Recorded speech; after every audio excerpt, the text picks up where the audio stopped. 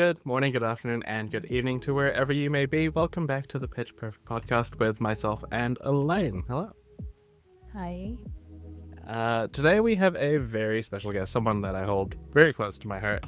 We have Yuki, a calling winner. 5-time calling top 8, I think. I actually don't know the number, but that sounds probably I had your stats about up right. yesterday. So I'm going to keep on rolling. Okay, you're probably right. That sounds reasonable, but I haven't been counting, so I don't actually know. It's funny because I have inaugural Canadian national champion, and then after that I've listed too many accolades. And of course, most recently, the Pro Tour Yokohama finalist. So welcome, Yuki, to the podcast. Yeah, thanks for having me. It's been a long time since I've been on, and yeah, it's exciting to be joining you. 64 episodes or something. Who's counting? Yeah. You were like the second guest or something like that. Yeah, I remember it was super early on. Y'all were kind of just starting out, and that was a lot of fun. But yeah, obviously a lot's happened, I think, on everyone's end since then. So yeah, it's cool to be back. Well, welcome back there. Lord forbid be somebody who's not familiar with you. Familiar of you. Do you want to tell us a little bit about yourself? Sure, yeah. My name's Yuki. My pronouns are she, her, and I'm kind of like a full-time flesh and blood player, content creator. Kind of put content at the forefront of what I do, and competing as obviously like a really integral part of that, because I try to do competitively focused content and guides and do some writing for LSS, and I think that competing and staying on top of things helps me do that. But I kind of view the content creation as like my job, I guess. I don't like having to, sometimes it works out and you do well and you can win a fair bit of money, but I don't want to be in a spot of relying on winning events to sustain myself. So yeah, that's me. I guess I have a background in teaching. I used to teach a lot, and this has been kind of like a nice way to use a lot of those same things of like helping people learn and improve at things, but in a different setting. So yeah. Beautiful. Well, we're so happy to have you, and of course, with it being just past Pro Tour Yokohama, and with spoiler season coming out, we've got a few people within our community that are doing great things, so let's give a moment to them. Of course, firstly is yourself, for, like I said, being the finalist of Pro Tour Yokohama. Very well done. Thank you. And I mean, this whole episode is going to be a shout out towards you, of course, but we can give some love elsewhere as well. We have Scott Mines, who is once again doing a beautiful job casting for Pro Tour. And like I mentioned, spoiler season, there's a bunch of people that have announced that they have won. So as far as I can tell, there is Liv from TNTCJ. Love her. We have all these people. Oh my, I'd have my phone on mute. Jackie from Fab Workshop. We have Aurora and Tegan from Flesh and Bad. Of course, Ellie, who you mentioned is in the other room, also on the spoiler list, same day as us, as far as I'm aware. Exciting. Ren, recent guest. She's on here as well. Shout outs to her. And then, of course, Scott from Howling Minds, and then that's probably everyone important, if I had to guess, within our community that is a spoiler. And us. And us. We have one too. We do have one as well. So humble. Not including yourself, Kiki. Okay, so while I quickly put my phone on mute, what have y'all been up to in Flesh and Blood in the last week or 2 weeks or so? Any exciting trips to like Asia, perhaps, or? Well, yeah. So, of course, I went to Yokohama for the Pro Tour. I was there for 3 or 4 days before, and then about almost a week afterwards. It was 11 days in total. So got to do some practice before and then visit with my cousin afterwards, which was great. Pro Tour went well, of course. And yeah, it was just like a very exciting weekend. I had a lot of fun. It's also good to be back home. And since getting back home, I've played an armory or two and mostly been taking it easy. Played a little bit at home with Ellie, Flesh and Blood, but yeah, nothing too serious. It's like a little bit of a down season until Omens comes out, which is kind of nice. It's good to have breaks sometimes. Yeah, no, for sure. As someone who Yeah. can't stand, that's too strong of a wording. As someone who can't be in the competitive mindset for like too long, I am very appreciative that there's like gaps where I can be like, okay, I can slow down. I don't need to play right now. Granted, I have been. The last few weeks, I'm undefeated with Prism across multiple armories. Yay. Wow.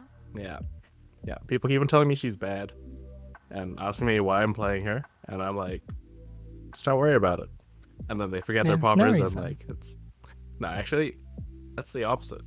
People don't forget their poppers. People keep on citing them in despite telling me Prism's bad and like having more than they normally would, because like of the known quantity is like if I'm showing up to an event, they're like, oh, there's a Prism, okay, 3 more poppers. I'm like, you really don't need 9. Please stop. They gotta knock you off your win streak. Apparently, well, going undefeated this week because I'm staying at home. That's how you get them. You don't yeah. show up for a bit, then they're gonna take the poppers out, and that's when you swoop in. Exactly. Maintain the win streak, yeah. How about yourself, Elaine? I haven't done much in Flesh and Blood. I know, since at least not since the last time we recorded. Because I think last time we recorded, I had family just leave town, and then I was leaving town the following day, and then I got back, and my family came back in town, or a different family came back in town the next day, and then they just left yesterday. I've just been busy. But let's see. I have started a new cosplay Mm-hmm. that will get revealed later, and Mayish. Mayish, beginning of Mayish. And what else have I done? Oh, well, obviously I did not go to Yokohama, but I did watch the stream, and I've been rewatching the stream between yesterday and today because we were recording this today, and I wanted to refresh my memory. That was a really fun stream to watch. I know that I had talked about it on the last episode about how I was really excited about this meta just to watch it, and yeah, it was fun to rewatch the stream, fun to watch it the first time. And cosplay, I think that's it. Yeah, Yeah. that sounds exciting. Busy, yeah, very busy. It's always good to visit family, but I always find it's like takes a lot. It takes a lot of time and energy. It takes yeah. a lot, yeah. And then they stay in your house, and it's just like it's exhausting. It's really nice, but it is tiring. Yeah, absolutely. I haven't had family around in so long. I have such a different life. I say as like, I now see one of my family members like weekly. It's a change. It's nice though. It's good. Oh, that was gonna be a weird segue. Anyway, so we're not actually here to talk about my family, or even Elaine's family for that matter, and to an extent, probably not yours as well, Yuki. We are here to talk about you specifically. As I mentioned earlier, you have too many accolades. You're just apparently too good at this game. You've been at the top of the game for the large portion of your Flesh and Blood career. Like, I remember seeing the first Canadian Nationals. Take it from what it felt like out of nowhere, and you've just kind of been at the forefront ever since. How challenging is it for you to maintain such consistency across so many years and performances? Do you have any difficulties with like staying at such a high level? Yeah, I think that like sometimes certain heroes or certain metas click more with me, and I definitely do think I've had like times where I've been doing really well. Like nationals obviously went really well for me, and then I had a run in 2023 where I think I won the calling in Vegas. I top 8'd another calling, and then I top 8'd Barcelona, and like that was a fantastic meta for me. That was kind of like Lexi and Icelander. And that was great for me. And then kind of like going into heavy hitters, I played KO, and that was also really good. And then I sort of would say that I had a period where I was still doing okay. I was still going to events. I was cashing some of them, but I think I definitely did have, a bit of a downturn where I was not getting the results that I had been getting previously. So yeah, it is a challenge. And then hopefully it seems like things have been going better recently for me again. So yeah, hopefully that will continue. But yeah, I don't know exactly like what makes the difference. I think heroes are important. I think kind of like where you're at and mindset is important. And it ebbs and flows, but it's a good challenge. And I like to kind of just view it as doing what I can and putting as much in as I kind of want to, because I think if I push too hard, it kind of leads to burnout and not having much fun. And Yeah.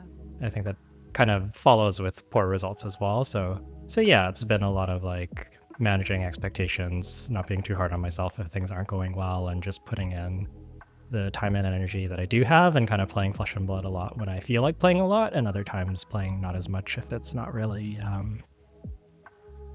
calling to me the same way. And I think that kind of like we talked about earlier, just like having some of those breaks is really important, because you kind of can't be on all the time, especially like leading up to the Pro Tour. I might be playing like a whole bunch every week, and it's not really sustainable. So yeah, I think it's a lot of like pacing and setting expectations, and sometimes it goes well and sometimes it doesn't. And yeah, Having to be a real person sometimes, not just a Flesh and Blood player. Yeah, absolutely. Yeah, it's a whole balance. You gotta take care of real life stuff, and if you don't, I think it often kind of comes through in the game. If you have like other things that you're stressed out about, it's hard to sit down and play well, because you're probably worried and thinking about other stuff rather than thinking about your game. Yeah, for sure. Yeah. For sure. You listed some of your best moments potentially, your 2023 run, your 2025 run. Look at me looking at all your stats or remembering them. Now, do any of these particular moments like speak out to you in particular? Like what's been the most influential to you, means the most to you? Tell us about it. Yeah, there's kind of like a few that I would say were kind of big, maybe like milestones or highlights.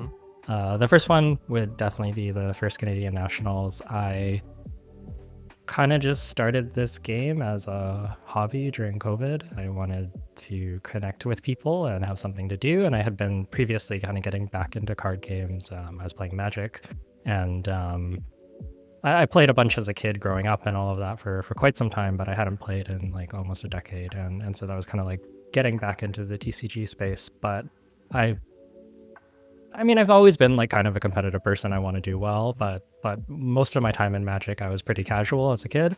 And then even later when I was trying to get more competitive, like I don't think I ever won an event. And I'm counting like, I mean, like maybe like a FNM, like an Armory equivalent, but like I don't think I won like a ProQuest equivalent, for example. So it was kind of wild. I was definitely not going into nationals being like I have a shot to win or even top 8, but it sort of just happened. And yeah, so that was like a huge moment, and it sort of made me realize that, oh, like actually maybe this is something I can do. Maybe I can be competitive at this game. And I think previously I had, been really into some video games and maybe had aspirations of like esports or stuff like that. Not that I was actually really good enough to do that, but wanted to. And yeah, I kind of felt like maybe like a last chance to kind of do something similar, because at the time I was teaching kind of into my career, and I was sort of like, well, it's not gonna happen, that's okay, like most people don't do that. And yeah, kind of was like, oh, like actually I have kind of one last chance. So that was like a big shift, and from there I was kind of like on the Pro Tour. I got to go to events, and yeah, I guess like that kind of started the whole competitive journey, because before then it really was mostly a hobby. Not that I didn't do any practice or whatever, but I wasn't going in being like, oh yeah, I'm gonna win nationals. Like there was no way that I thought that was gonna happen. Didn't think you'd be traveling across the world to play in events and Yeah. not be guaranteed write-off money-wise. Yeah, exactly. And like even just like I remember playing Magic before that and being like, I would just like to play a Pro Tour. You know, like that was kind of my goal. Like just go to a Pro Tour and play a Pro Tour, and that would be so cool. And that was kind of all that I had aspirations for. So to see how it's turned out, maybe in a slightly different game, but yeah, it's kind of a dream come true, and it's also it was a big surprise. So that was definitely kind of like the biggest one. I guess kind of the 2023 run of events would be the next thing that was sort of big. I had sort of reached this point where I knew I wanted to go to all the Pro Tours, and as Flesh and Blood's organized play was kind of ramping up and there was more consistent events as we were getting out of COVID, it became pretty apparent that I couldn't manage a full-time teaching job and going to all these events. It's just I couldn't get the days off that I needed because they don't want teachers just randomly leaving in the middle of the school year, which is like super fair. It makes sense. So yeah, I kind of like made a deliberate choice to try full-time Flesh and Blood and see what that looked like, and maybe having the idea of like substituting part-time and supplementing that way. And so that was like a big transition period, and that was in September, and kind of like right around then was Win Calling Vegas, Top 8 Dallas, Top 8 Barcelona, which was just I guess like a huge encouragement, and also a fair bit of prize money, which I think gave me more, I guess like more flexibility or like more freedom to be able to keep pursuing that and being like, yeah, okay, I can do this and kind of not worry about substituting very much and really focus in on this. And I guess from there was Calling Hartford at the start of 2024 when I played. I guess I didn't do well at the Calling, but I played the Battle Hardened, and I went undefeated on KO. And we had kind of just recently started the Patreon at that point for the podcast. And I was like, you know what? I'll do a KO guide. It's like a brand new hero. And like the amount of interest and appetite for that was tremendous. And it kind of went from a side thing that we were doing for fun to a thing where it's like, oh, actually, there's a lot of appetite for this, and this might be something that can grow and become a thing that I do. So I think that whole kind of like that's kind of how I shifted into being more of like full-time Flesh and Blood, was that sort of stretch of games there. And I guess that's also around the time that I met Ellie as well, so it's also significant for that. I kind of think like that was like a really big focal point in my, or like not focal point, a really big shift in my life. I think things kind of like really changed trajectories, and in what's been a really positive way, but yeah, I don't think I ever imagined I'd wind up where I am. And yeah, I think that those are probably the biggest moments. Maybe the next biggest one was what just happened at Yokohama. That was huge. It was very nice to be able to do so well. And I'd been kind of in a little bit of a slump for a while after that, where I wasn't quite getting the results that I wanted, and I think I had gotten quite hard on myself. And it feels like I've learned to not do that so much, and actually kind of went into this event being like, I haven't prepped as much as I have in the past. Maybe I won't do that well. We'll see how it goes. And then it went really well for me. So maybe a bit of a lesson there around just being like kind to myself. Yeah, you're just good enough. You don't even need the practice. No, you can do well without the practice. You can achieve without putting in the work. That's a lesson to all of Yuki's ex-students. No, that's Great lesson. Great lesson. it does kind of speak to your skill. Just, this is off notes now, that coming second at the Pro Tour is like, it's probably also a highlight, or probably also important in a moment in my Flesh and Blood career. Just kind of really shows your consistency, and also that there are more important things than just straight up winning. Yeah, I'm glad you're being kinder to yourself, and that apparently it's working out for you now, and as a result. Yeah.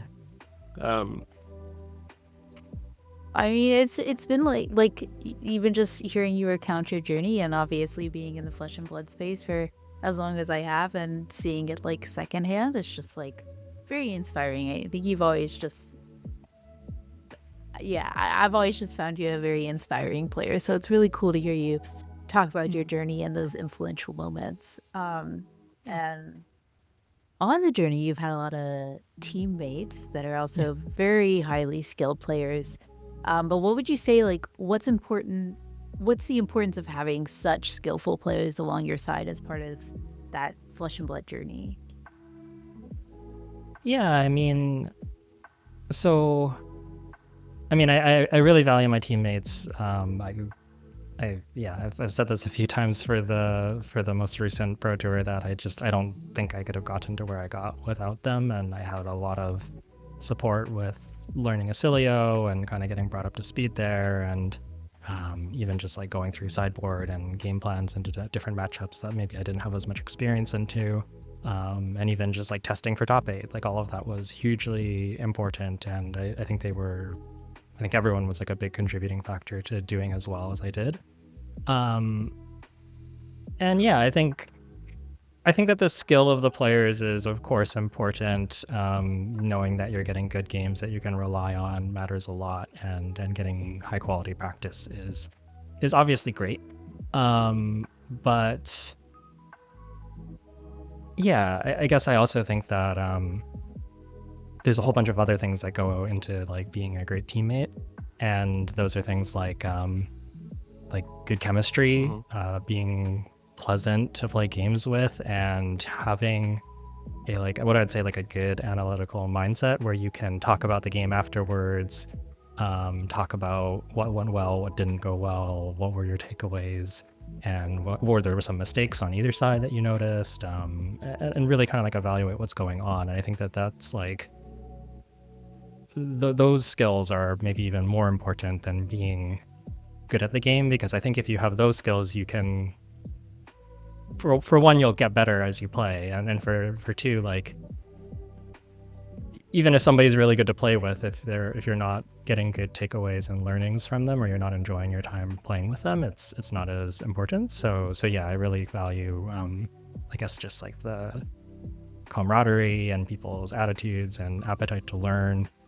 I would say that a lot of my teammates, kind of the reason that they're teammates is because they're my friends, or they're friends of other people. And I think we're like very social, have a really good culture that way. And that's sort of been, the social fit has always been like a big focus of the team, is like getting a group of people who really work well together, enjoy playing games together. And if that's not there, that doesn't, probably won't work out. So yeah, the skill's important, but I think the other stuff is maybe as important, even more important. Yeah. I think more, equally or more. Yeah. And I think if people are trying to, like a lot of people like be like, well, how do I get good without a team and all of these things? And I think the biggest thing is just finding other people who are in a similar place to you and want to improve. That's the big thing. And I think like having the same goals is really important. That's something that I've really learned, is like, there are people that I really enjoy playing games with, but if they are only interested in preparing for Pro Quests and I'm getting ready for the Pro Tour, it doesn't mean that we can't play games together or we can't practice together, but in terms of like a long-term like team thing, it's probably not going to work super well, because I kind of need to be really focused on the Pro Tour and preparing for that, and they're just not really, not to say they won't play games with me, but they're not driven or motivated the same way. They're not going to that event. And I think just, who amongst my locals is going to the calling coming up in a few months can be just like a great way to get started and meet people that you like playing with, and you kind of learn who you like playing with and who you don't, and you'll keep playing with the people that you do enjoy and maybe get more people in the mix. And that's very much been like kind of my team's journey. It was just a few of us as friends to start, and we've gained friends. Some other friends have had work or kids or like whatever come up, so people have left as well, but it's been kind of constantly growing that social circle. So yeah, I think just similar goals, good mindset, want to learn, and the rest will follow. I think you can kind of work your way up and grow from there within the group, or potentially by changing groups in the future as you get to know more people. But regardless, I think having people to practice with is so important. Honestly, it sounds like sound relationship advice almost. You gotta like each other, you know, you gotta work well, have similar goals. Maybe you'll go in different directions, maybe you'll grow in the same direction. It's kind of true, though. I think this, for me at least, the social element is just so big. Like, I don't know. I'm not gonna get good practice if I'm annoyed with the person that I'm playing games with. Like, it's just not gonna work. Name and shame. Name and shame them right now. No, just kidding.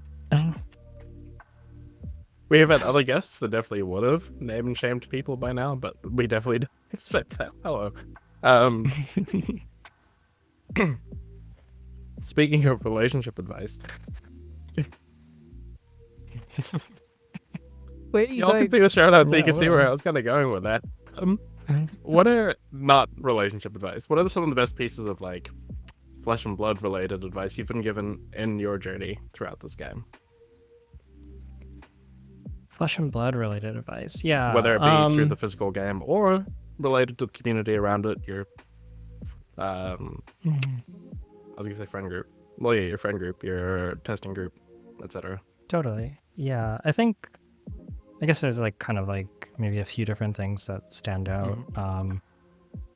One thing that kind of comes to mind that was might have even been before I started Flesh and Blood or very early on. Brian Gottlieb has, done a lot for a game, but also used to have a podcast. Well, more than one podcast, but the podcast I'm thinking of is Head Games, and he talks with somebody who has a background in psychology, and I think it's like specifically like sports psychology and stuff like that, and talked a lot about kind of like competitive mindset, expectations, dealing with tilt, all kinds of these kinds of topics that are just like hugely important. And I learned, I think, so much about how to be a competitor and think about the game, and yeah, just kind of do all these things that you need to do in a tournament, because the mental game is just so big. So I don't know if I can boil that down to one piece, but I think that's an incredible resource that even if it's not brand new, would be really applicable to people, and is a great place to look if you're struggling with anything mental game related. I think all of it is fantastic. So that was big. Skipping to very recently, I've been testing more with Michael Hamilton lately, and gotten to know him more as a person. And something that really struck me about Michael Hamilton is he mentioned that, I don't know exactly when, but somewhat recently, he decided that he was going to play decks that he likes, and that was going to be his priority. And I think he wants him to be like above a certain threshold, like there's some more criteria there, I'm sure, but still just like prioritizing playing decks that he enjoys.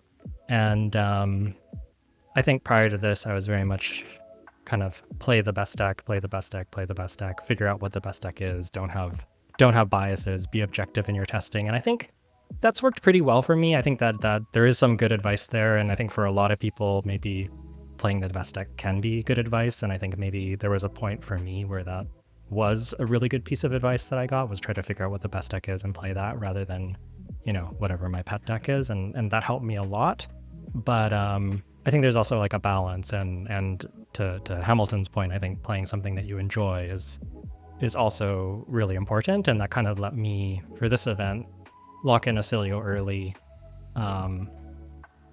partially because I thought he was powerful, partially because I was really enjoying the deck and I wasn't really enjoying other decks. And was it the best deck for the event? It might have been, but maybe Marionette's slightly better, I'm not quite sure, but it was sort of just nice to be like, I don't need to. I think in the past I would have been like, I need to figure out if Marionette or Acilio is better. I'm going to spend all this time figuring out which one's better and play the better one. And I think just, especially with less time going into the event, just being able to be like, nope, I like Acilio. He's plenty good enough. I'm just going to play him. I'm going to learn him really well. He's a deck I'm having fun with, and I'm going to focus on that. So that's been like a bit of a mindset shift for me that has I mean, sample size of one event, but so far it's gone well. And I think it's been more enjoyable too. So and that's huge. Less stressful, more enjoyable. Less of this kind of like stressing about deck choices and constantly switching and switching and switching. I think it's good to be flexible, but also there can be too much of that at some point. So yeah, those are the big things I think would be like mental game. Don't be afraid to just play the best thing or play something that's powerful. I think some people get kind of stuck on like, I have to play this hero, and unfortunately there's certain heroes, I'm not gonna name any particular ones, but there are certain heroes that are a lot harder to do well with than others. And yeah, you might not be doing yourself any favors, but at the same time, I think playing something that you do enjoy or you do understand or you can do well with is also like really important. So I think there's a really fine balance there, and it might depend a bit on your priorities, right? Like if you're playing mostly for fun, you can lean more into decks that you like, and if you're playing more competitively, you probably want to play strong decks. And but regardless of who you are as a player and what your goals are, I think there's a real fine balance there, and I think that's kind of the thing that comes to mind is little bits of advice that I've picked up over time, and kind of getting that balance right has been really big. And if you want to find out which heroes she thinks are bad, you can subscribe to her Patreon. That's under her no. There's definitely something to be said about playing a hero you enjoy. Like, if you're playing these big events, like, that's a lot of time you're going to be spending, not only at the physical event, but before that, playing with a particular deck or some number of particular decks. So, like, the enjoyment factor and not losing the love for playing the game is kind of huge there. So, like, I fully respect that and get that as someone who still plays Prism to this day. Totally. You do, of course, want a deck that can win. Sorry to insert your deck that hasn't performed well. You're still valid, and we appreciate that you love your hero. And occasionally, eventually, it seems that the current trend is that you will get Living Legend points to the hero in time. I'm now naming Tekla Wilson specifically. Well, like that. Like the deck has finally gotten to a point where like the timing is right, the power level is getting up there. It's kind of cool to see, and like that does also have some sort of like benefit to those that have stuck with said heroes for so long. Yeah, absolutely. Like Azalea comes to mind. I mean, she's Living Legend a long time ago now, but she was kind of like the worst Flesh and Blood hero for so long, and she got some love.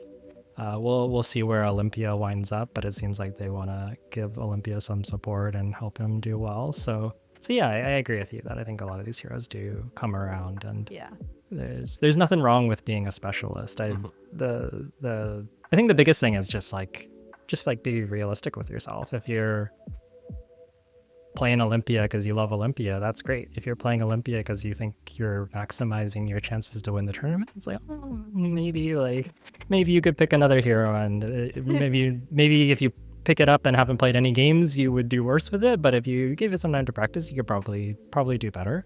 And and I think there's a lot of heroes in this category. So yeah, it really depends what you want to get out of the game. There's nothing wrong. I think it's a beautiful way to engage with the game. Is this is my hero, ride or die. I love this hero. It doesn't matter that the hero is not good. I'm here for the love of the game and for playing the hero that I enjoy, and that's awesome. And as long as that's making you happy, that's what you should be doing. It's just, I see also some people kind of have that competitive drive and bash their head against the wall and be like, I don't understand why I can't win, and getting really frustrated. It's like, well, you're kind of playing on hard mode. So yeah, just be real with what you want out of the game, and act choose decks in a way that aligns with that would be a big piece of advice. Yeah, for sure. And we got bonus advice from you, not just bonus advice. I cannot play decks that I don't like. I've tried a few times and it was terrible and I hated it. And now I just play Kasai. That's it. Yeah, I mean, and that's awesome. I think knowing how you have fun with the game is so important. And for a lot of people that isn't going and grinding tournaments. You know, I think for most people that's not the way to engage with a game that's going to be the most fun. For me it is, but for many people it isn't, and yeah, everyone's different. There aren't too many yous in the world, so No. for us, it's asking questions to Flesh and Blood players. That's how we engage with you. Yeah. And I mean, yeah, I know a lot of people, love your podcast, love the league. I think you all bring a lot to the community. So yeah, there's so many things that go into Flesh and Blood and all the things surrounding it, and we kind of need all of those pieces. So What a beautiful way to wrap up the discussion. We all are needed. We have a little fun segment before we get into the listener questions about omens. Because everyone is excited for it, so we thought it would just maybe be fun to do some predictions, some speculations about it. So I guess the first kind of question we have is, where do you think these 3 heroes that we're getting out of omens will fit into the metagame? yeah, I kind of suspect that Omens is going to be a pretty powerful set based on them pre-banning I don't know how many cards, a lot. I kind of find it hard to believe that this will be like a Super Sam or a Bright Lights where the heroes don't really find their footing if they're pre-banning cards. So yeah, I think they will shake up the metagame.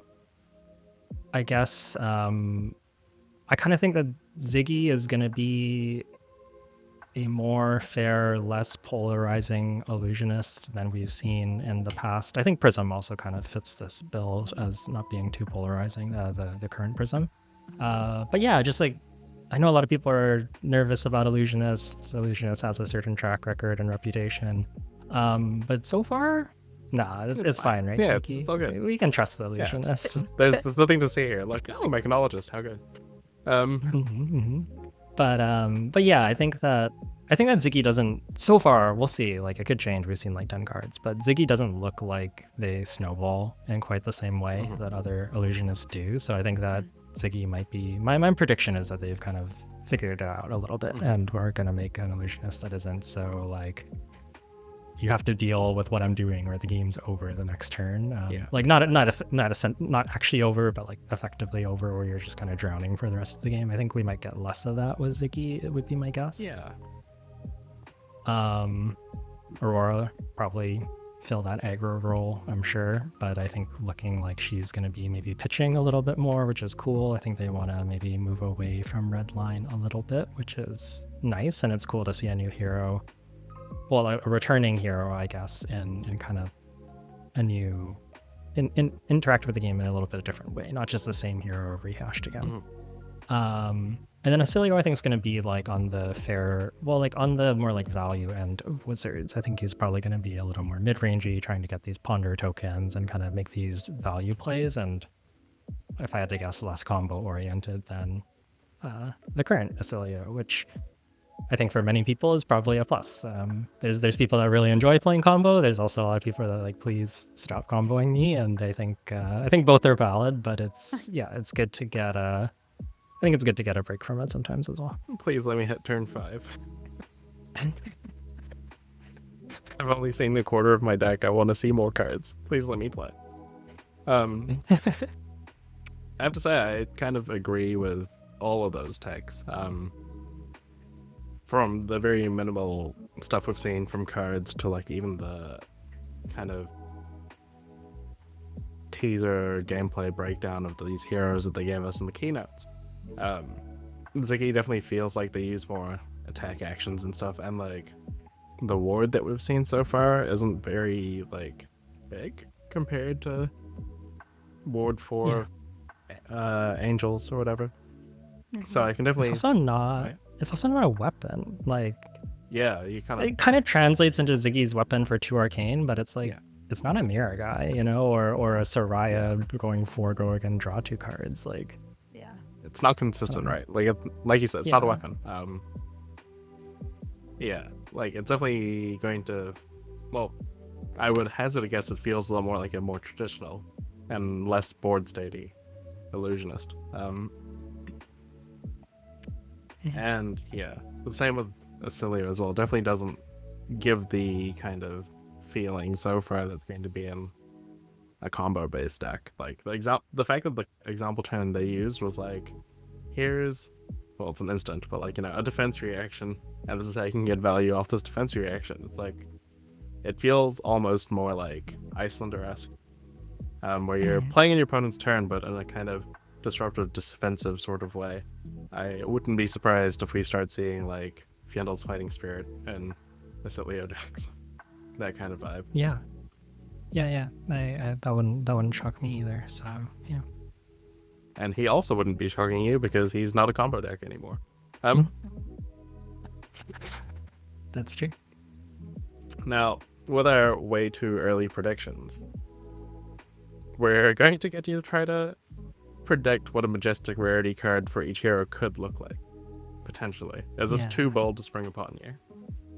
Yeah, I think with this one I'm gonna go for kind of like general concepts. I think like nailing down like it costs this much, it's this pitch, it has these numbers. So valid. I'm not a good enough game designer to do that, but I know nothing about game design. But for Aurora, maybe this is like more a hope than a prediction. I really want red electromagnetic somersault. I feel like Somersault's such a cool card. I get that we like probably don't need Ziggy to have access to 9 somersaults, and that might be kind of miserable. But I think that it was a really sweet card in Aurora, and I think that having kind of like 3 copies of it feels appropriate, and I sort of wonder if they'll shift that into the Runeblade talent. I don't know if it would be like an exact reprint or like a similar card.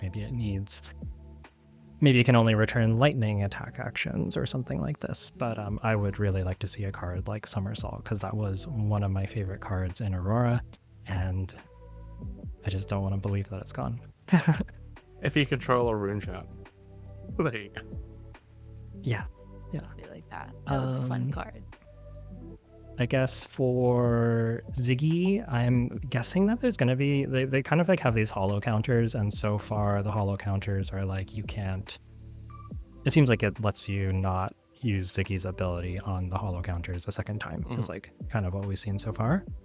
I'm kind of wondering if we're going to get a way to like interact with these holo counters. I was thinking like resetting them or potentially consuming them if you can to keep them around. Maybe that's getting into like the snowball-y territory, but yeah, I would like to see some way to interact with these holo counters and sort of like have them be more than just like you can't flicker this again. But yeah, so I kind of wonder if we can do that, or maybe you flicker all your things with holo counters, like a system reset kind of card could be really cool.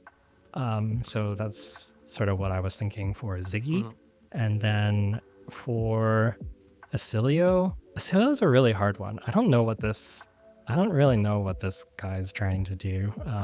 It's hard to imagine Acilio without Volzar, because that's just been like more Acilio's hero ability than like the draw discard. And I know that we have like a new one with a new hero ability, but I kind of wonder if we're going to get a card that mimics Volzar's effect, but like costs you a card as an instant, and you know, some sort of like amp X where X is the number of lightning cards you played this turn, something along those lines. I think would be a really cool majestic that might let you, because like the whole thing is like, you know, okay, we can get the free amp, and free amp is pretty good, but etchings for 4 is not very scary. You can sort of just very easily AB1 it, and it would be nice to have a way that's maybe not Volzar, but still lets you push through those surge effects. So I'm kind of wondering if they're moving it off of a weapon that's so consistent into like a red instant or something like this. So that's my prediction for Acilio. Interesting. Some of my friends were speculating that there might be moving on to legendary territory now. A legendary sort of arm face that allows you to untap your weapon via some sort of condition. That would also be really cool. Which would then kind of allow you to turn your new Volbar or whatever, I can't remember the name of his new weapon, into something similar if it did have a condition that say untap target weapon whenever you play a lightning card. Incidentally, that might have made Ziggy too good because you're just suddenly shooting for a lot of arcane damage. Yeah. And Aurora's weapon doesn't have go again, so who knows? Yeah. The other Interesting. arm piece that was suggested by a friend was a gold-baited hook for lightning flow tokens. Yeah. I think. I'm very curious to see how the lightning flows are generated. I suspect there will probably be like a few key cards. We kind of saw that with the like with Gravy Bones, and I guess most of the pirates. There's sort of like a few premium ways to make it, and I'm very curious to see what those will end up being. Yeah, for sure. Now, you did make mention High Seas, which is my personal favorite limited format of all time.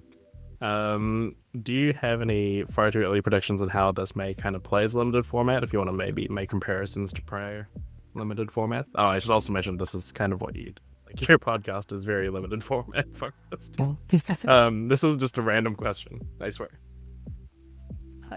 So it's still early, of course.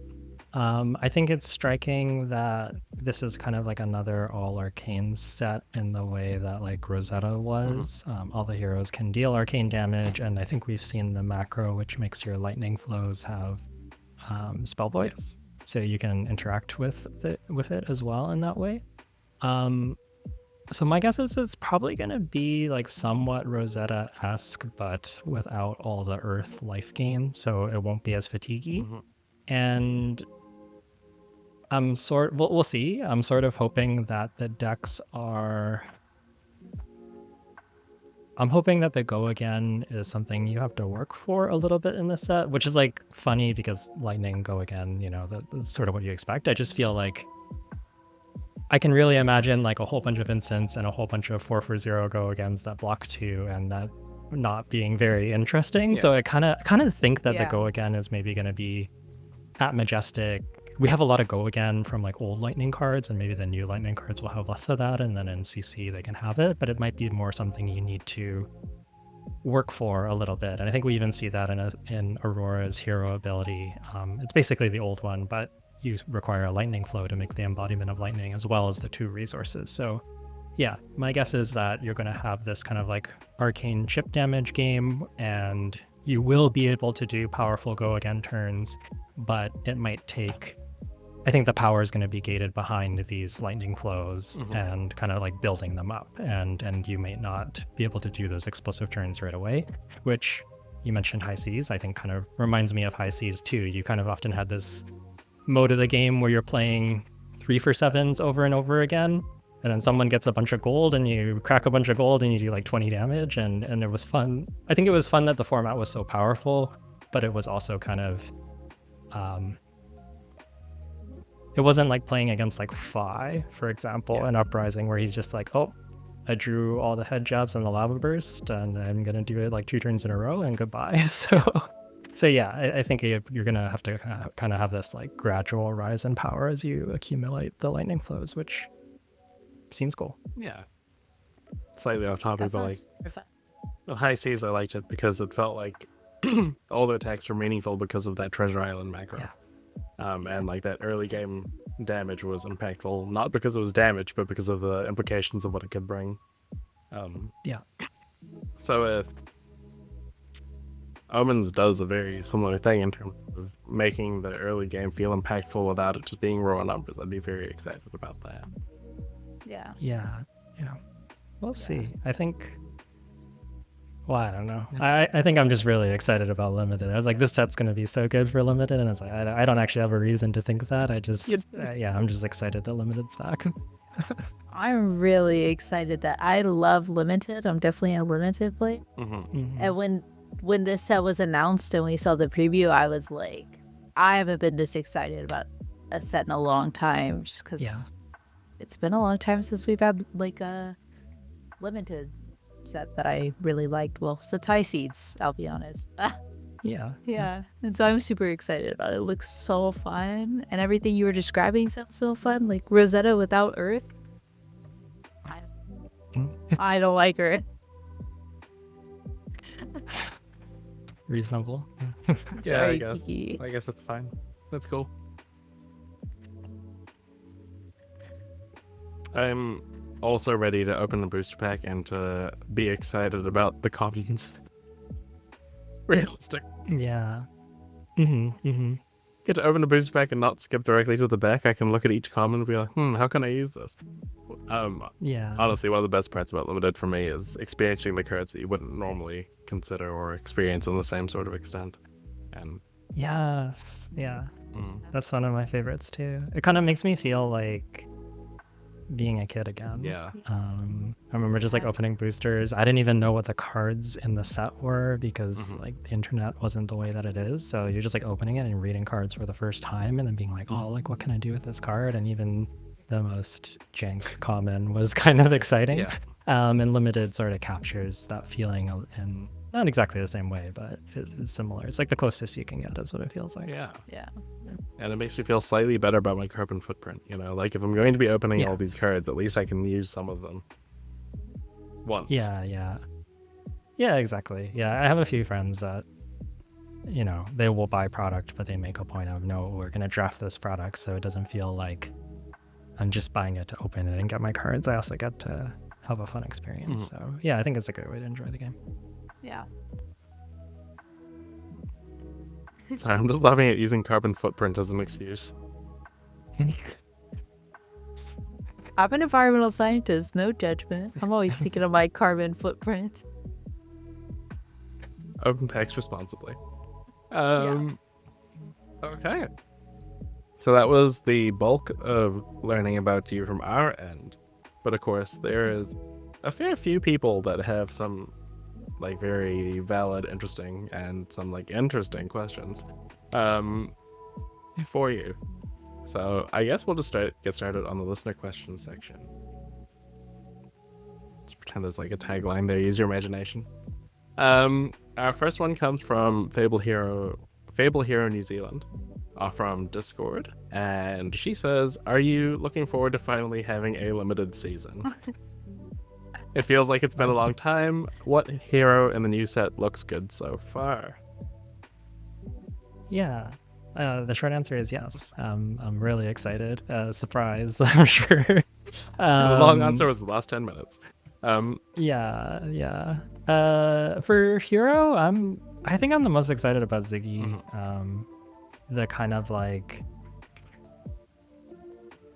returning cards to your hand or flickering them and bringing them back and getting their effects again is like one of my favorite card game mechanics. I think that's my favorite part about current Acilio, and it looks like Ziggy is probably even more in that direction, which is cool and really exciting. So yeah, I don't know if that translates to powerful or not, but that's the one that I'm the most excited about.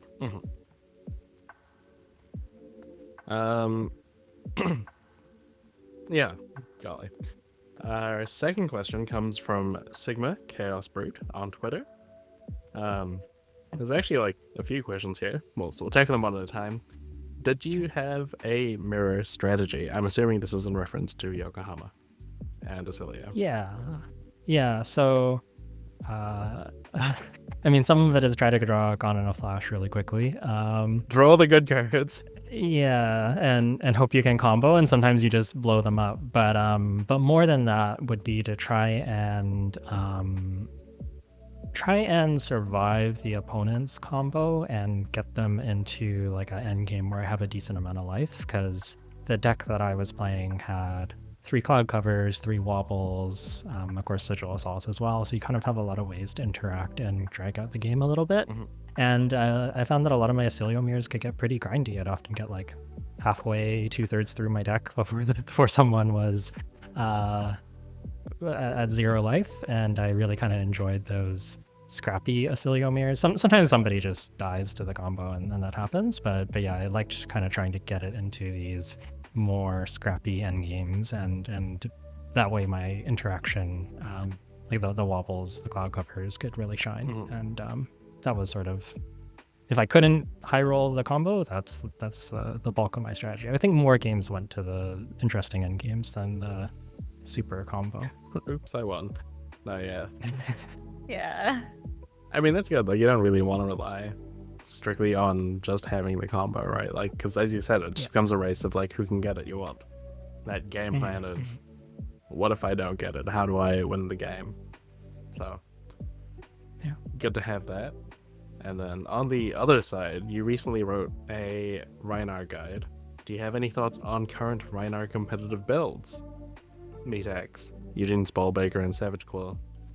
And also having faced him, how fierce is Eugene as a competitor and a deck builder in your opinion?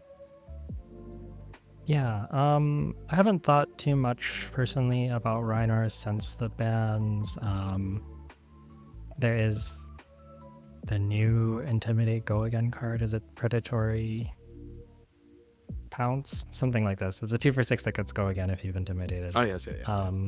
Yeah, so I've kind of like eyed that as a card that seems really powerful that kind of helps Rhinar's Go Again. And that, but yeah, I don't have too many thoughts on Rhinar. I think most of them would have been shaped by Eugene. I was sort of just like, oh, no more Mandible Claw? I don't know if I want to play Rhinar. And then Eugene's just like, no more Mandible Claw, time to top 8 the Pro Tour. So yeah, incredible. Having faced him, yeah, I think he's man, Eugene has no fear.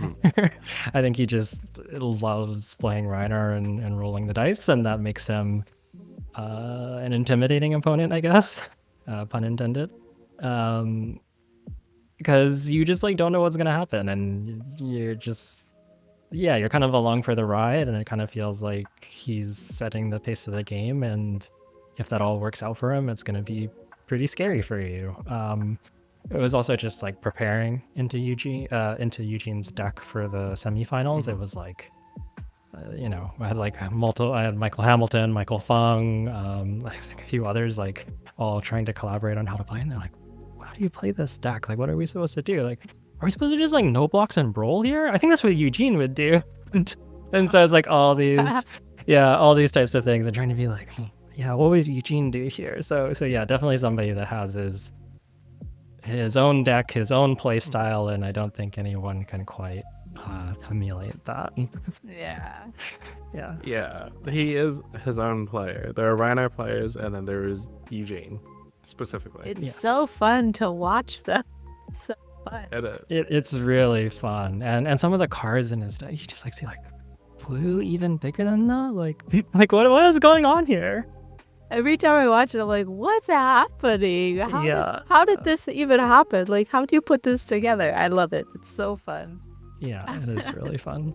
I think I think Eugene was definitely like a big story for this Pro Tour, and I think a big highlight for a lot of people, and for good reason. You could in the venue, you could tell whenever Eugene's games were on like the watch area on the screen being projected, because people would just be going crazy.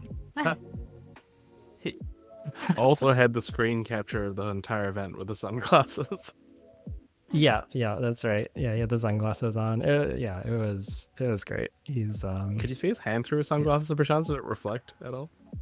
Somebody's told me like they thought that maybe you could, but I don't know. I wasn't looking. It's definitely happened to me before when I happened to be wearing sunglasses for whatever reason. Granted, they were like rose gold tinted. And my opponent was like, "You should take your sunglasses off. I can see that you have these heralds in your hand." I'm like, Yeah.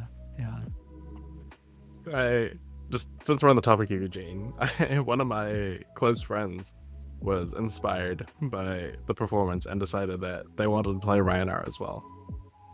And they were like watching the Eugene games. We were watching the Eugene games together. I actually went to their house to watch with them.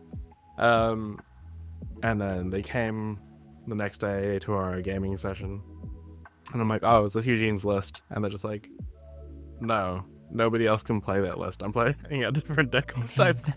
Chris, like, you got inspired by this guy, and you're not playing this, but I respect that to the extent that Yeah. Yeah, that's awesome. That's really funny. I don't know. Yeah, I don't know how he does it. The like, I'm gonna play Blood Rush and I'm gonna roll scabs. It's just like, oh, my heart. Whenever I was playing KO and I was in a spot of like rolling scabs, I'd be saying like, but do I really have to? Like maybe I don't. Like maybe I can just like not roll scabs. Like I don't want to roll scabs. Surely this is not a spot where I need to roll scabs. And I'd like talk myself into it. And Eugene's just like, yeah, let's go. No blocks, roll scabs. Don't know. I don't have the emotional fortitude for that. It's awesome though. Like watching Eugene play Reinhardt, I'm like, this is how a Reinhardt player is supposed to, like, epitome of a Reinhardt player. This is how this deck was intended to be played. I love it. It's awesome. Yeah, it feels very, very on theme. I also love his mannerisms in the game. He just kind of like tosses his card on the table, like it kind of like lands at an angle. It's great. It's awesome. I'm just so nonchalant about it. Yeah, absolutely. Our next listener question comes from Fab Blazing on Twitter. It's kind of multiple questions, but I think they all go together, so I'm just going to read them.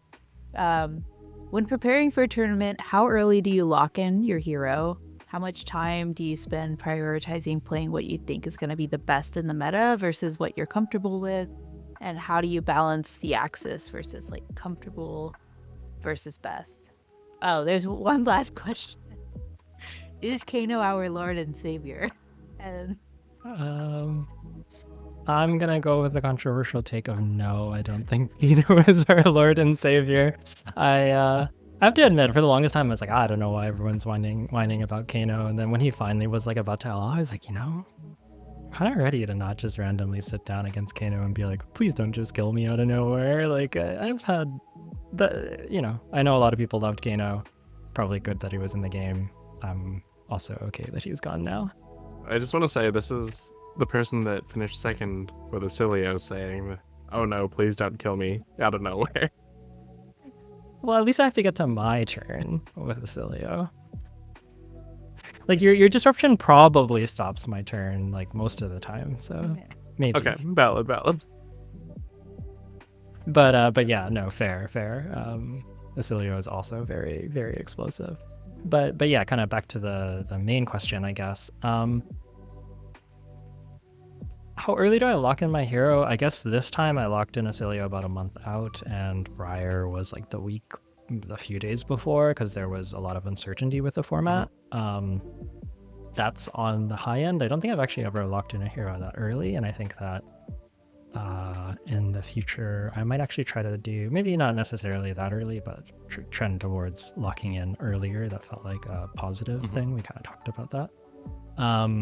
But in the past, I might not lock in a hero until the week before, or sometimes even a few days before. That being said, it's usually like I've been playing two heroes a whole bunch and I'm trying to decide between those two heroes, and I have quite a few reps on each of them. So yeah, it's not just I'll play anything anytime, but it's usually like a gradual narrowing down of which decks I'm considering, and then just trying to decide between a few based on, I don't know, maybe some key matchups or things like that. And then I guess, yeah, that would follow that I usually prioritize trying to play what I think is strong in the meta. Again, maybe reevaluating that and shifting a little bit more towards comfort and a little bit less on it has to be the best deck, unless I think that something is the best by like a huge margin. Outside of that, I think I would like to play something that I enjoy.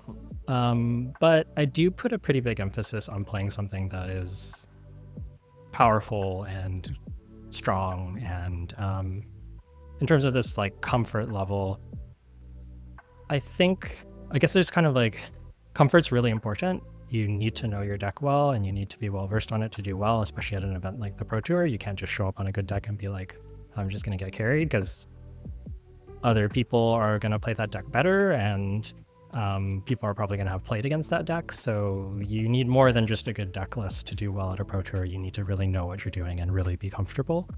That being said, I'm usually pretty comfortable picking up just about anything. I'm pretty confident in my ability to play any deck, given enough time. Is kind of like the caveat there. So there's certainly a limit. It depends on the deck. Some take less time than others to learn. But I usually like to kind of have a pulse on how much time do I need to play this deck, and is it still an option? And gradually some options will fade away because I'm running low on time, or I don't think I'm going to spend the time needed to get proficient with that deck. And I think that that's sort of like what I'd recommend if you're trying to decide between a few decks is give yourself enough time to make sure that you can learn the deck. If you get a deck that's, I don't know, 2% better, but you don't know what you're doing with it, it's not going to do you much good. And yeah, most of the time I'm kind of approaching these as there's a hero that I have a ton of reps with and I'm very comfortable with and have as a fallback plan. And then I have another hero that I'm sort of working on, and then I'll see where I land between those two. And if I get to a place I'm happy with one of the heroes, I'll bring that. And if otherwise, I'll bring my backup plan. For Sage, that was my comfort pick was KO. I played a lot of KO and Constructed and felt really good about the Sage KO deck that we had. But then I was kind of exploring Briar, and I just wanted to make sure that the matchup spread was as good as I thought it was and that I could get comfortable enough with the deck, and that all worked out. So I played Briar, but having that backup plan is really good. Great. Sound advice. Play what you like as long as it's good. No, Yeah. more than that, obviously. But no, that was great. Now, the next question comes from a friend of mine who signs off as a player who has missed top 8 too often. But his question is, as a pro player, you travel across the globe and practice for lots of tournaments. In the cases where you've missed out on top 8 or cash prizing, how do you keep yourself motivated to continue? Or if when you go through a period of misses, could you give us some insight on how you keep motivated? Yeah, there's kind of a few ways. One of them is the team. I think we talked a lot about teams and teammates earlier, but I like seeing people on the team do well. And sometimes that's me, and sometimes that's my teammates. And like, for example, Philadelphia, I did cash. I min cashed. I came in top 64, which I was decently happy with. But two of my teammates made top 8 of Worlds, and that was just like super exciting. And I think that even if I hadn't cashed, seeing my friends, seeing my teammates do so well and knowing that I'm part of that preparation is like, well, no, we did collectively a really good job. And it's nice being able to celebrate other people's success. So that's part of it for me, is that it's kind of like a group effort, and ideally between all of us somebody's doing well. Don't know if it's always the case, but ideally that's how it works out, so that helps a little bit. I think the other one is, I've been saying this for a long time and I keep trying to internalize it, and I think I'm gradually get better at it, but basically I try to really put the emphasis on the preparation and the performance, so and not the result. So by that I mean I want to test well, practice well, feel like I've prepared well, and predicted what's going to show up. I have reps into it. I feel like I have good game plans, and I feel like when I sat down and played my games, I played well. And those are kind of my goals for a tournament. Would I like to top 8 and do well, or cash? Of course. I think everybody would like to do that. But the idea is that if I have good preparation, if I have good like actual performance on the day of, ideally the results should follow. Not every tournament, but on average. And focusing on that kind of like process, I think, is really positive for me, because it kind of helps remove some of the pressure of like, oh, I gotta do this well, or I'm not going to be happy. And then you start not doing that well, and then you start playing worse. And it just, at least for me, that kind of pressure doesn't really help. So yeah, I would say focusing on the preparation and just playing the best games of Flesh and Blood that I can, and then also celebrating when people around me that I practice with have done well, and that helps to, like, with the preparation piece too, right? Like, our preparation was good. It wasn't me who did well, but somebody did well and benefited from our preparation, and that's lovely. So yeah, that's what I would say. And now dinner's on them, like. Yeah. Okay, so we have a few questions from John over on Bluesky. They are not related, so we're gonna go one by one. This one, what's a hero / deck that you play for fun and not for results, or do you consistently find yourself having to grind to perform so consistently. Yeah,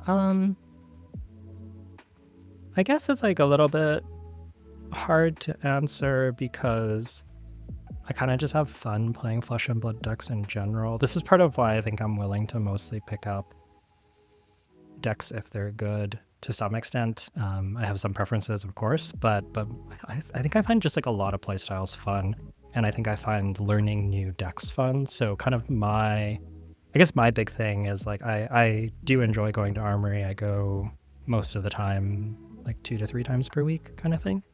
But my whole thing at Armory is I'm not gonna bring, like since the Pro Tour, I'm not bringing a Cilio to the Pro Tour, or sorry, to Armories, because I just played it at the Pro Tour. I don't need to take this here at Armories, especially not when he's going to be having some bans and all of that. But I think even outside of that, it's just not really how I like to engage with Armories. So for me, going to Armory, having fun is about learning new decks and playing new heroes and figuring out what they're about. And I think that helps me be adaptable and play different decks and pick up the decks that I need to for big tournaments. If that's something I need to do, it gives me kind of like access to a lot of play styles. So it has a lot of benefits, and I think in a way it does help me perform, but it's also just really enjoyable. I think just like seeing all the different heroes that are out there and then learning about them. So I don't know if there's like a specific hero that's like, this is my go-to fun deck, but I really kind of enjoy that learning process, and I also really enjoy deck building. So usually like new heroes, when there's a new set, I don't know, one of the heroes will speak to me and I'll want to work on that and iterate on that and build it, and sometimes it works out and it's very competitive, and sometimes it doesn't, but yeah, that's like another way that I kind of have fun is with new heroes. Yeah. So the answer wasn't just Olympia. It will be. I don't for think I've 1 played week. very much Olympia, but yeah, maybe with the new cards. I mean, new cards is like a new hero. Yeah. It's a new puzzle. And LSS has already built a deck for you. You can purchase your Olympia. It's true.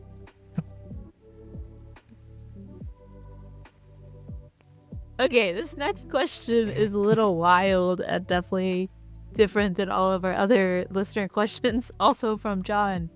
You have been selected for Everfest Field Day events.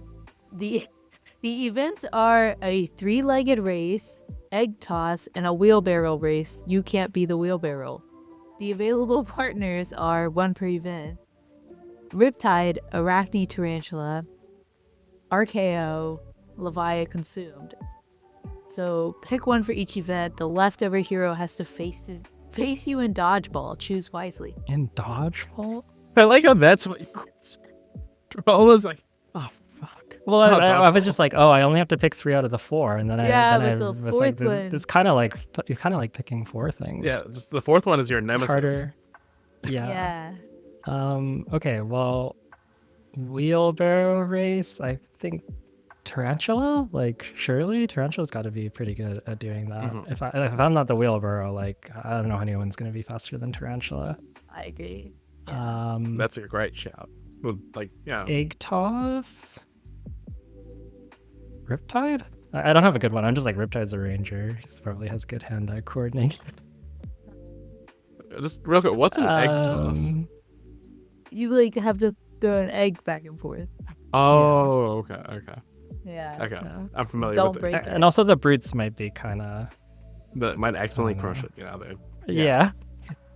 A bow is a And then a very like delicate 3-legged, weapon. right. You have to be careful with a bow. That's a good Yeah. shout, I reckon. Yeah. Yeah. It's very logical. And then 3-legged race, I think I'm gonna go Arco. Oh no, maybe it's Levia. I think it might be Levia. I think I don't want to play dodgeball against Levia. That It sounds scary. sounds really bad. Okay. Yeah, okay, we'll go Levia for the 3-legged race and RKO for dodgeball. I think RKO would probably still be pretty scary to play dodgeball with. Could I I suggest think something? either of the brutes with dodgeball would be. Livia Consumed is like huge, right? Like, this is the Yeah. Blasmafet side. Oh, this is true. There's so Like- much surface area for you to hit with a bow. That's true. That's true. I was mostly thinking that like the ball might really hurt if she throws it at me, but yeah, maybe you're right. Yeah, maybe Lavia Consumed is the play for dodgeball. Yeah, if you just win the game faster, you know. Like, I know we were just talking about having a backup plan and stuff, but in this case, I think this is where you need to play to your outs. Like, because it's gonna hurt regardless of whoever throws this ball at you. Okay. I'm sold. Okay, RKO for the three-legged race, Lavia Consumed for dodgeball, and I'm sticking with Tarantula for the wheelbarrow race and Riptide for egg toss. Yeah. It's still like the scariest dodgeball match ever, but I do think the logic is there. It just sounds terrifying. It really does. You might not make it out unscathed. There may be blood debt. Maybe. Maybe blood dead. All right, final question from John. Is there a hero plus talent combo or hero aesthetic that would make you drop everything to play them? Yeah. Either Lightning Ranger or Ice Wizard. Those were my favorites. Lexi and Icelander. Nothing has quite captured me in the way that those heroes have, and I think that might be part of the reason I think like part of it might be growth as a player, but I think there's also like there's nothing that's really drawn me in the way those heroes has, so I've kind of moved away from being a specialist and more into kind of like a generalist. Ziggy I think maybe could be that for me. I think there is a possibility, but it's way too early to see. But yeah, those are the two hero and talent combos I'm always hoping will appear, and so far we haven't gotten back to. I was so sure with Omens. It's like, it's the Lightning set. We got a new Lightning Ranger card. There was a Lightning Ranger in the in one of the lore articles. Like, this is the time. And then they're like, nope. And I was like, oh, okay. We keep waiting. We're getting a second Acilio. And a second Aurora. I mean, the second Aurora was coming, but yeah. But yeah, the second Acilio, I was like, come on, man. Buff Acilio. True. It's true. He's been working out. He's there for the eye candy. That 2 extra health. Whew. Also, John, I love that you gave us 2 real questions and then like this absolute wild question in the middle. So good job, John. It is quite the question. Question is a little bit more traditional in the Flesh and Blood sense. Which hero would you ban in Sage? Now, you know, Sage, I guess Sage has the benching coming up pretty soon. Would you be so bold as to tell us your 3 picks? 3 picks? Well, yeah, that's like... I thought we pick 1. Don't we pick 1? Oh, is it 1? I thought we picked 3. Or is it, no. Do we pick 2 and LSS picks 1? It's something like this. Oh, for some reason I thought it was we picked 3 and they picked 1, but I guess that's just the total number. We picked 3. I thought we picked 3. They picked 1. I thought that's what it was too. But this feels like we're never known for our accuracy, so I don't know. Yeah, you might be right. Yeah. Well, pick 1. Which hero would you bench in Sage? Oh man, this feels like so much responsibility. Yeah, you are LSS now. Yeah, I think for me it might be Oldham. I don't know if he needs to like be benched or they just need to get rid of some of the Guardian 4 blocks. Yes. But I just feel like Oldham and Sage is like people are just like, you know what?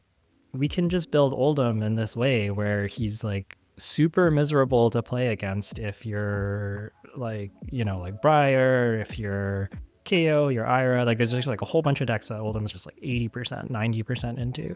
And then it's like, well, what about like Kano? It's like, yep, there's no plan into Kano. We're just not going to play the Kanos. And it's like, okay, well, what about Enigma? There's no plan into Enigma. And I just feel like you look at the like win rate for this hero at the Pro Tour and it's like 80%, 90%, 80%, 0%, or like 7%. And it's just like I don't know, like what are we doing here? Why?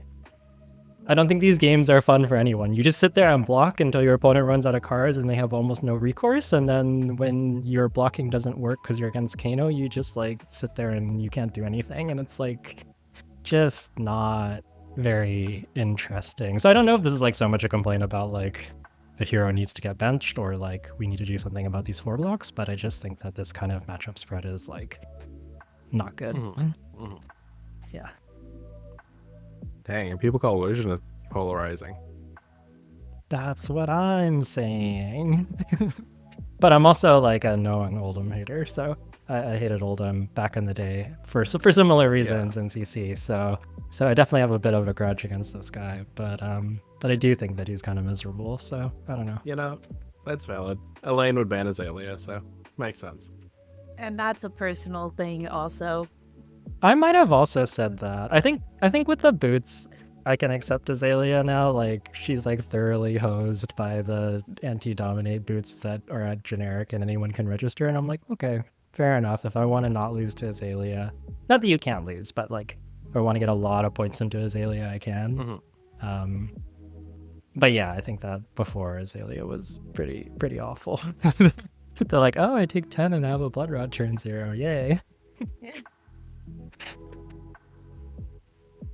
I mean, you know, your point there is logical, as opposed to just a pure disdain. So,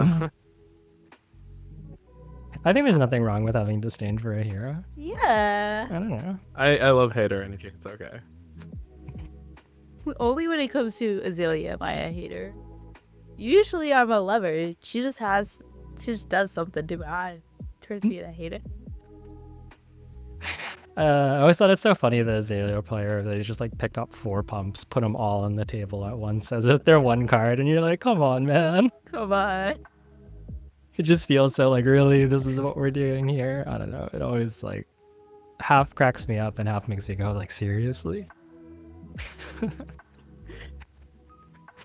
Okay, well, this is a great final listener question to end on. This comes from Connor on Bluesky, and the question is, what is it like playing in the finals of such a large event like a Pro Tour? What was the thing that helped you prepare the most for that? What was surprising about that experience? Yeah, the stressful. It was very, I was like super anxious. I think a lot of that was like, there's just so much waiting on the Sunday because they played the matches like essentially one by one. And then they wait for the finals to be like for coverage to catch up so that the finals is like essentially live in the venue and everybody's watching it as it's happening, which makes sense, but also means that there's like a lot of like sitting around and waiting. So yeah, I would say like hard to kind of like manage that, anticipation and keep my energy level kind of where it needs to be, where I'm engaged but not freaking out but not like asleep. So yeah, it's just like very stressful. I think what helped me prepare for that was just other experiences in high pressure situations, playing on coverage, all of that. I think just kind of like drawing on prior experiences. But maybe the thing that surprised me the most was just that I didn't even actually realize it at the time of the game, but looking back at it, I think I was playing too fast, which is not a problem I usually have. I think I was rushing, and I think it was, you know, nerves and just being a bit anxious and kind of like almost just like wanting it to be over.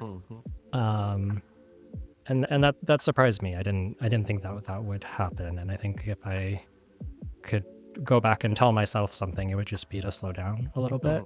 And I think there's like a few key spots I could have made some different decisions, and yeah, it's hard to say what would have happened, but yeah, I was just like stressed out playing too quickly.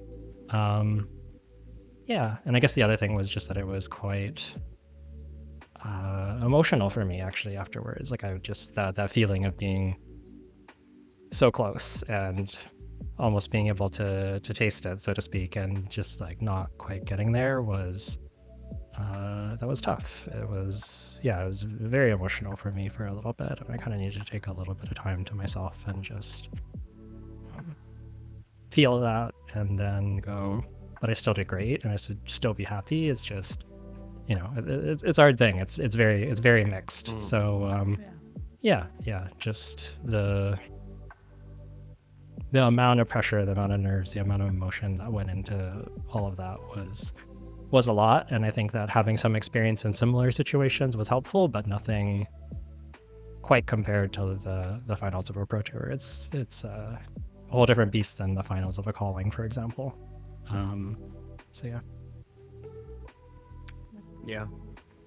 It's a great answer. Yeah. It is one thing to, being a finalist is great. Like, it's an achievement, like you said, but there is that inherent, like, pain, I guess, or that feeling of you were, like, this close to, like, being the champion, the winner. Which definitely does not discredit you, the player, person, not just specifically you, but anyone in this position, of course. But you do need to kind of allow yourself to sit with that, take it in, and just, you didn't get it on this day, but it shows that you're definitely more than capable of being that someday, and I'm sure in your case we will. I hope so. We'll see. If, like, worst case scenario, I'll run like a 2-person event and you can beat me, and then bam, winner, champion. But if you're in Prism, I might be in trouble. You're undefeated recently. Yeah. True. Yeah. Okay. She'll hit the big legend soon. It's fine. Then I'll be like directionless. So, but that being said, thank you for joining us on the podcast. It has been far too long. I didn't realize that you and I have specifically never been on this channel at the same time.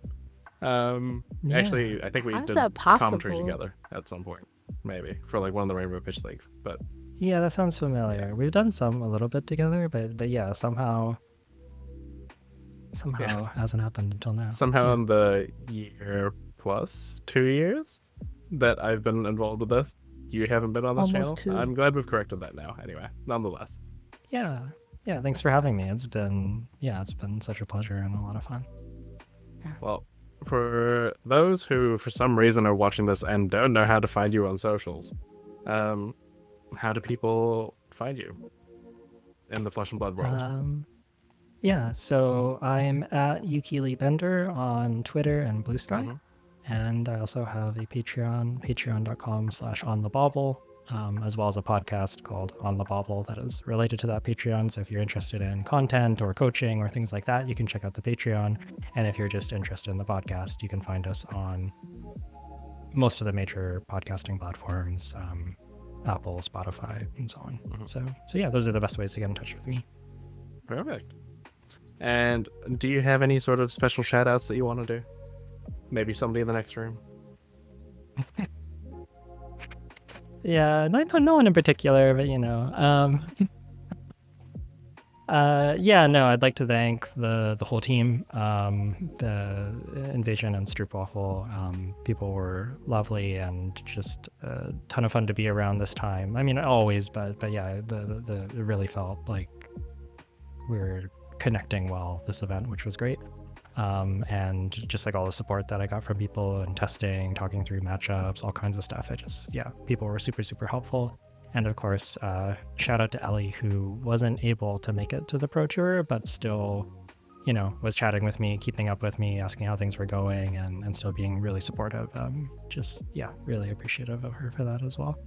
I think those are the main ones. Sure. I realized I forgot our socials. Elaine, where do people find you? I'm same as always, just ham on tree on everything. Ham on tree, one word, like bacon on bush or pork on shrubbery. It's that easy. Kiki, how about yourself? Where can the people find you? I'm less easy. You can find me on Bluesky at kikibird.bsky.social. You can find me on Twitter at kiki_LA93. And of course, you can find our Discord, which will be in the link below, as well as you can find our podcast and our Rainbow Pitch League channels on Bluesky. I realized the other day, just as an aside, that our Twitter and Bluesky Pitch Perfect have different handles.